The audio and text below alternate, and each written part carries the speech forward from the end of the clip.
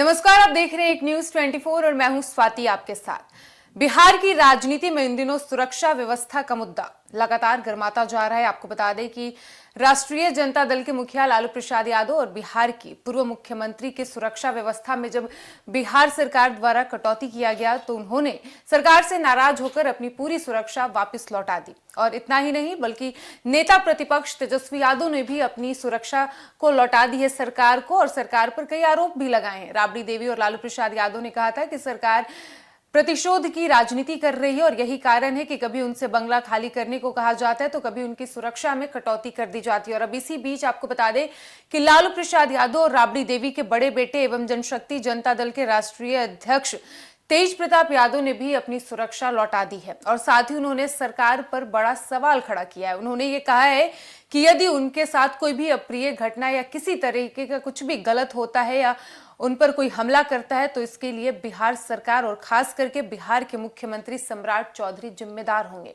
उन्होंने कहा कि उनके पास Y+ सुरक्षा थी, बिहार सरकार ने दी थी क्योंकि वो राज्य से बाहर थे और इसके लिए विपक्ष के नेताओं को सुरक्षा मुहैया कराया जाता है और बिहार सरकार ने भी उन्हें सुरक्षा दी थी। लेकिन अब वो बिहार वापस लौट आए हैं, वो अपने राज्य में आ गए और अब उन्हें किसी भी तरीके की सुरक्षा की जरूरत नहीं है।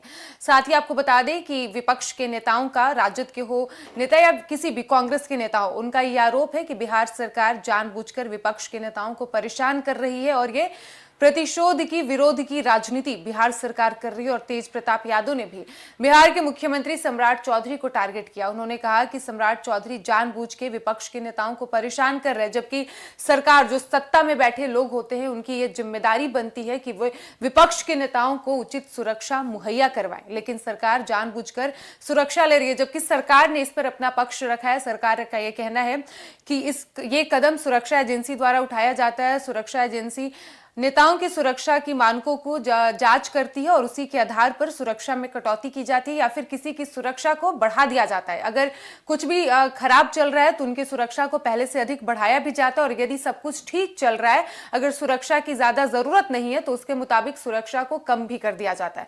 लेकिन वही लालू परिवार का यह आरोप है कि जानबूझकर बिहार सरकार और बीजेपी के नेता लालू परिवार को परेशान करने की कोशिश कर रहे हैं। और लालू परिवार में लालू प्रसाद यादव हो गए, बिहार की पूर्व मुख्यमंत्री राबड़ी देवी हो, तेजस्वी यादव या फिर उनके बड़े बेटे तेज प्रताप यादव, सभी की नाराजगी साफ तौर पर बिहार सरकार के खिलाफ देखने को मिल रही है। और यही कारण है कि तेज प्रताप यादव ने भी, जबकि उनके साथ केवल एक सुरक्षा कर्मी तैनात थे, तेज प्रताप यादव की सुरक्षा में एक सुरक्षा कर्मी थे और तेज प्रताप यादव ने उन्हें भी वापस कर दिया। और साथ ही उन्होंने बिहार सरकार को निशाने पर लेते हुए तेज प्रताप यादव ने यह तक कह दिया है कि हमें सुरक्षा की जरूरत नहीं है, बल्कि राज्य की बहु बेटियों को सुरक्षा की जरूरत है। और मैं बिहार सरकार से यही कहूंगा, यही अपील करूंगा कि आप नेताओं की सुरक्षा में कटौती कर सकते हैं तो बिल्कुल कीजिए, लेकिन राज्य की बहु बेटियों की सुरक्षा में कोई चूक नहीं होनी चाहिए।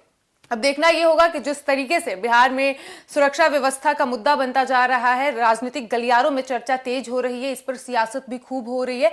सत्ता पक्ष के नेता हो या फिर विपक्ष में बैठे नेता, सभी एक दूसरे पर आरोप प्रत्यारोप लगा रहे हैं। लेकिन अब आने वाले समय में इसका रिजल्ट सामने आएगा कि लालू परिवार के द्वारा जो सुरक्षा व्यवस्था वापस कर दी गई है, लौटा दी गई है, और यह आरोप लगाया गया है कि राज्य सरकार जानबूझकर लालू परिवार को टारगेट कर रही है और विरोध की राजनीति करने की कोशिश कर रही है। हालांकि बिहार सरकार और भारतीय जनता पार्टी के नेता हो या फिर जदयू के नेता, उनका यह कहना है कि राज्य सरकार का इसमें कोई इंटरफेरेंस नहीं है, बल्कि सुरक्षा एजेंसियां अपने मानकों के अनुसार नेताओं को सुरक्षा प्रदान करती है। और इसका क्या निष्कर्ष निकलता है, यह तो आने वाला वक्त ही बताएगा।